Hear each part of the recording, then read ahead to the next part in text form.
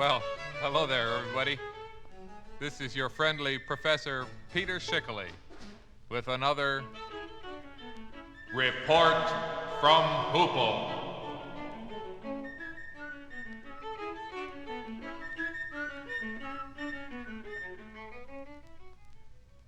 And the top of the morning to all of you out there from all of us up here at WOOF, Hoople, North Dakota. Now, I don't want to bore you with a lot of useless chit-chat this morning when I could be doing it with a lot of useless music, so let's get started right away with some P.D.Q. Bach. And we like to do this number for Arthur and Bob and Cliff and David and Esther and Fiona and Gerard and Herb and Irene and Josie and Catherine and Larry and Molly and Norman and Olaf and Phil and Quentin and Ralph and Steve and Tom and Ursula and Vince and Warren and Zena and Yvonne and Zeke. So let's listen now as we hear I Virtuosi di Hoople performing the Echo Sonata for Two Unfriendly Groups of Instruments by P.D.Q. Bach. Schickele number 9.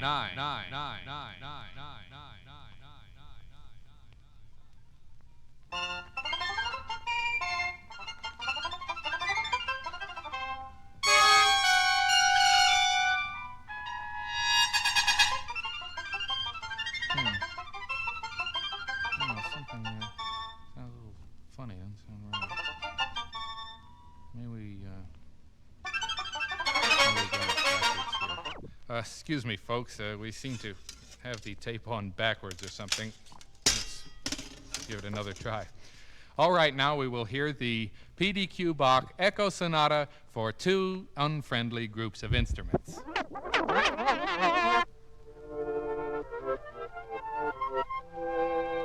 Well, it's better, but it still doesn't sound quite right. Let's see.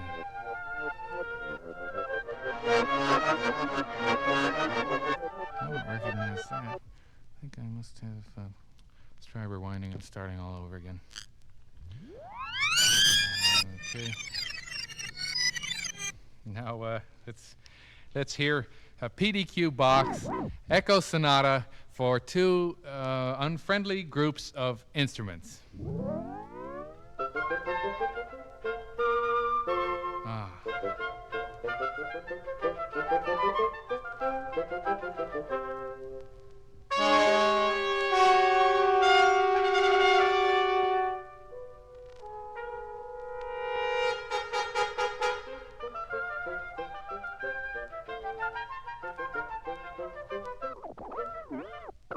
a minute.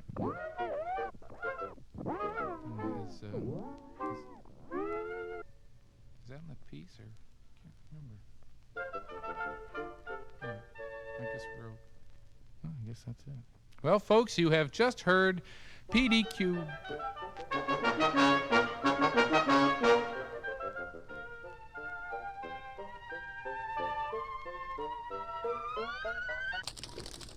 Uh-oh. Well, folks, I'm afraid the tape is broken on me here, so I'll have it fixed in just a jiffy. Oh. This sure is a heck of a way to start the morning, isn't it? Okay, there. Now we're ready to hear P.D.Q. Bach's Echo Sonata for Two Unfriendly Groups of Instruments.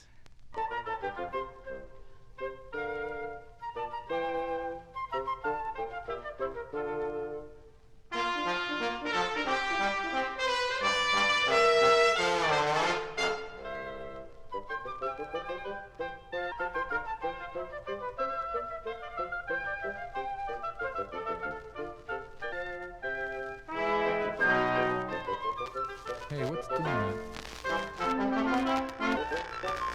Wait a minute. What is that anyway?